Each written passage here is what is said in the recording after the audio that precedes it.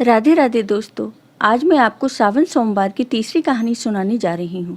अगर आपको ये कहानी पसंद आई तो कमेंट बॉक्स में हर हर महादेव जरूर लिखिए। साथ ही अगर आप मेरे चैनल पर नए हैं तो मेरे चैनल को सब्सक्राइब कीजिए और बेल आइकॉन पर क्लिक जरूर कीजिए, जिससे हमारे वीडियो के नोटिफिकेशन आपको मिलते रहें। अब सुनिए ये कहानी। किसी गाँव में एक लड़की रहती थी। उसके माता पिता की मृत्यु हो गई थी। उसके 5 भाई थे। वो सब लड़की से बड़े थे। लड़की सबसे छोटी थी। उसकी उम्र अभी 5 साल की थी। वह भगवान शिव जी की भक्त थी और रोज शिव जी की पूजा किया करती थी। उसके भाई उसकी पूजा का सामान लाने में उसकी मदद करते थे। वे अपनी बहन को बहुत प्यार करते थे। समय बीतता है। धीरे धीरे उसके सभी भाइयों की शादी हो जाती है। लड़की अब बड़ी हो गई और धीरे धीरे भाइयों के बच्चे भी हो गए। अब उनकी बहन विवाह योग्य हो गई। एक दिन की बात है। सभी भाई आपस में बातें करने लगे कि अब हमारा परिवार बढ़ गया है और बहन भी विवाह योग्य हो गई है।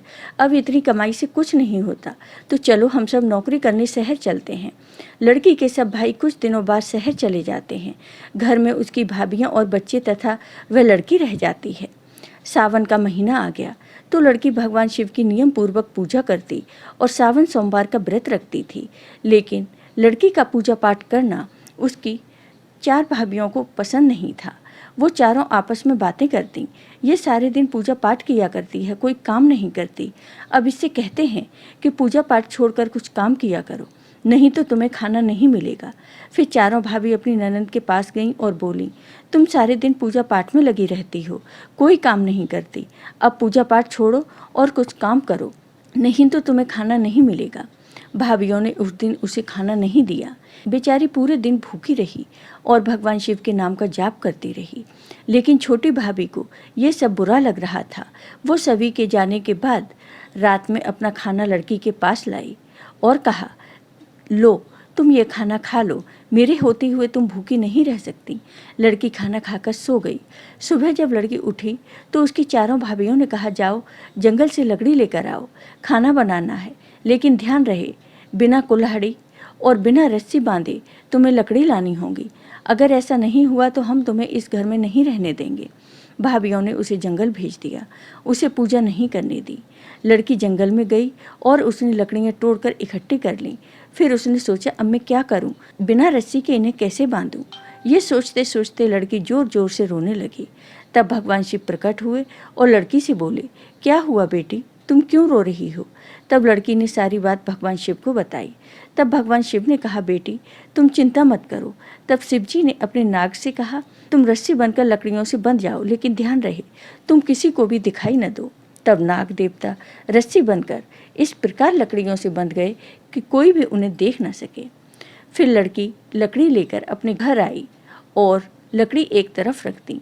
नागराज वापस लौट गए। लड़की अपनी भाभियों के पास गई और कहा, भाभी मैं लकड़ी लेकर आ गई हूँ। भाभियों ने पूछा, किससे बांधकर लाई हो? लड़की ने कहा, किसी से नहीं, ऐसे इकट्ठी करके लाई हूँ। भाभी देखने गई तो उन्हें बहुत आश्चर्य हुआ। तब लड़की ने कहा, भाभी अब तो खाना मिलेगा? भाभियों ने कहा, हाँ खा लो खाना।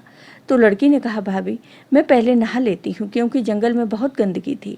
लड़की नहाने जाती है और चुपचाप लोटा में पानी लेकर शिव मंदिर जाती है और जल चढ़ाती है।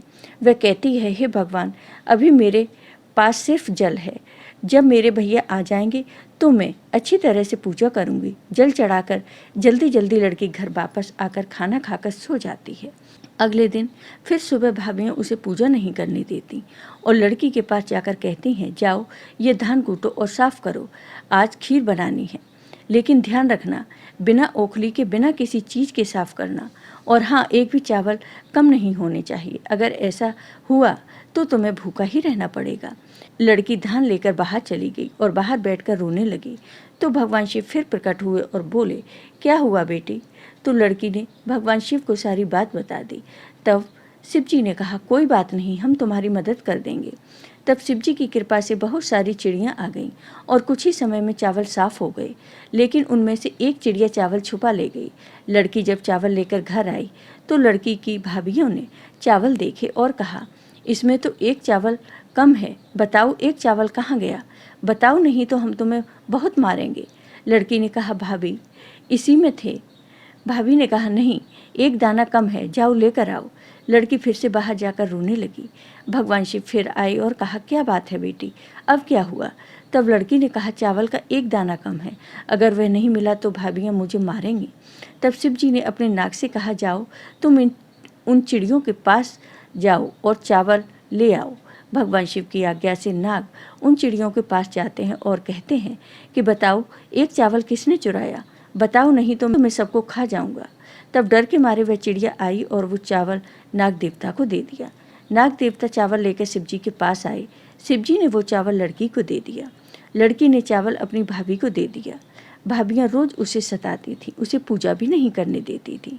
फिर एक दिन सावन का सोमवार आया तो लड़की ने व्रत रखा, लेकिन भाभियों को जब यह पता चला तो उन्होंने लड़की को एक काला कंबल दिया और कहा, जाओ इसे धोकर लाओ, और हाँ, ये काला नहीं रहना चाहिए, इसे सही से साफ करना। लड़की कंबल लेकर कुएं पर गई और वहाँ बैठकर वह रोने लगी। सावन का महीना था, रक्षाबंधन का त्यौहार आने वाला था, तो छुट्टी लेकर उसके भाई उसी रास्ते से आ रहे थे। जब भाइयों ने रोने की आवाज़ सुनी तो कहा, ये तो हमारी बहन की आवाज़ है। भाई अपनी बहन के पास गए और देखा कि हमारी बहन रो रही है। भाइयों ने पूछा, बहन क्यों रो रही हो? तब बहन ने सारी बात अपने भाइयों को बताई। उसने कहा, भाई, जब से आप लोग शहर गए हो तब से भाभियाँ मुझे बहुत परेशान करती हैं, खाना भी जब तब देती हैं, जैसे तैसे मैं दिन काट रही हूँ। अब आज ये कंबल दिया है और कहा है इसे साफ करके लाओ। भाइयों को अपनी बहन की ऐसी हालत देखकर बहुत दुख हुआ। फिर सभी भाई अपनी बहन को बाहर खड़ा कर घर गए और अपनी बहन को बुलाने लगे।